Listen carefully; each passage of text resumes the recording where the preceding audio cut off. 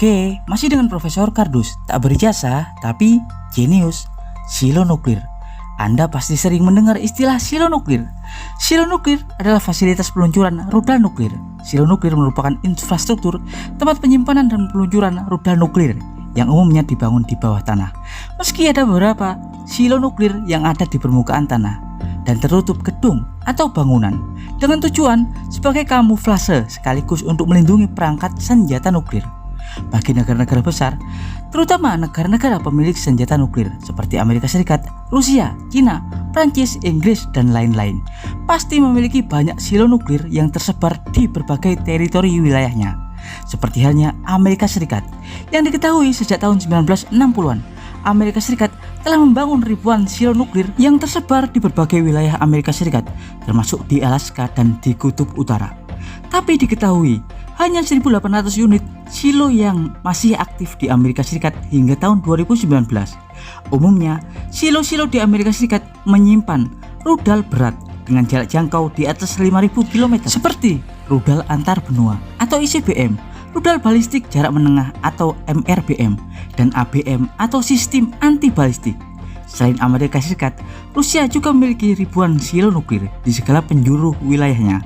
Meski faktanya jumlah silo Rusia sudah berkurang 40% sejak runtuhnya Uni Soviet. Ya, sebagian besar silo bawah tanah akan menyimpan rudal nuklir beserta hulu ledaknya dalam keadaan vertikal atau berdiri. Fasilitas silo nuklir terdiri dari area kompleks peluncuran, control room, dan beberapa gudang basement atau mobile launch platform atau platform peluncuran seluler, sebuah kolom tempat rudal balistik yang terbuat dari baja tahan panas, di mana penutup pintu atas dapat dibuka secara otomatis. Letak misil umumnya berada masuk di dalam. Setelah itu ada control room, termasuk sistem panduan inersia atau inertial navigasi system, sebuah perangkat komputasi yang menjadi penghubung atau server ketika rudal diluncurkan. INS atau navigasi inersia akan menghitung koordinat target, laju misil, dengan segala aktivitas misil saat dalam perjalanan menuju target. Sistem ini terintegrasi dengan satelit dan sistem pemandu. Control room juga mengendalikan sistem pertahanan udara. Setiap silo umumnya dilengkapi oleh pelindung atau sistem pertahanan udara untuk mengantisipasi serangan dari luar. Ya, lantas apa ya yang akan terjadi seandainya silo nuklir dihujani dengan misil berdaya ledak tinggi? Apa yang akan terjadi pada misil dan hulu ledak nuklirnya? Dan kali ini Profesor Kardus akan mencoba mengulasnya. Tapi sebelum Profesor Kardus mengulasnya, jangan lupa like dan subscribe di channel Profesor Kardus. Tak berijazah tapi jenius, untuk mendapatkan informasi dan notifikasi-notifikasi terbaru dari sudut-sudut bumi dan sudut-sudut alam semesta lainnya. Ya, apa ya yang akan terjadi seandainya silo yang berisi ICBM nuklir dihujani dengan rudal? Meski hingga saat ini belum ada sejarah serangan yang bertujuan untuk menghancurkan silo nuklir. Karena selain silo nuklir dibangun dengan konstruksi yang sangat kokoh, silo nuklir diketahui juga dilindungi oleh beberapa sistem pertahanan udara yang berbasis darat. Hal ini untuk mengantisipasi adanya serangan eksternal, baik dari peluru kendali atau misil, perangkat-perangkat peledak, dan lain-lain. Selain itu, silo nuklir juga terproteksi dan tak sembarang orang bisa mengakses ke wilayah silo nuklir.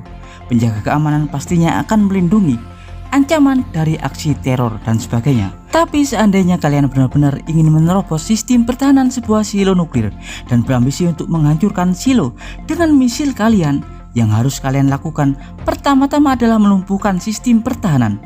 Banyak metode yang harus kalian terapkan, seperti serangan awal yang intens untuk mengalahkan sistem pertahanan udara. Tentunya kalian harus mengacaukan sistemnya dengan cara meluncurkan banyak misil secara bersamaan ke kompleks silo tersebut.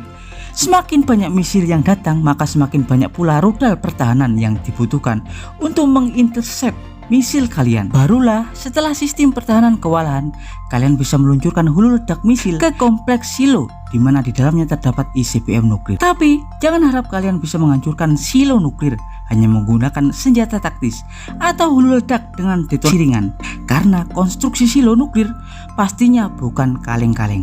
Kalau hanya dengan peluncur granat konvensional atau rudal anti-tank, pastinya hal itu tak akan menggoyahkan si silo tersebut, karena umumnya konstruksi silo nuklir memiliki daya tahan hampir sama dengan bunker gudang senjata yang umumnya akan tahan dari ledakan sebesar 2 hingga 3 ton TNT.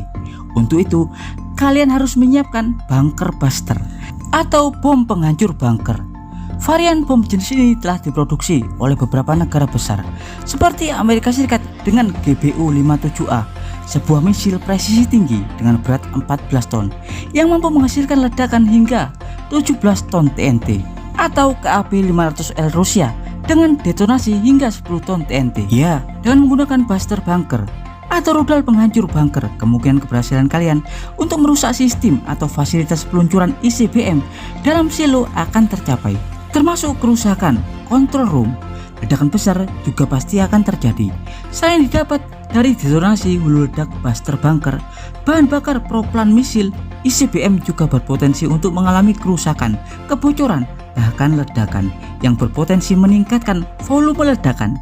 Tapi Anda jangan berharap untuk dapat menghasilkan ledakan nuklir skala megaton TNT atau jutaan ton TNT. Ledakan besar mungkin kalian dapatkan, tapi bukan ledakan nuklir dari hulu ledak ICBM yang bersemayam di silo tersebut. Meskipun senjata tersebut hancur, kemungkinan terjadi ledakan nuklir sangatlah kecil. Ya, itu karena setiap hulu ledak nuklir telah dirancang dengan sistem proteksi yang berlapis.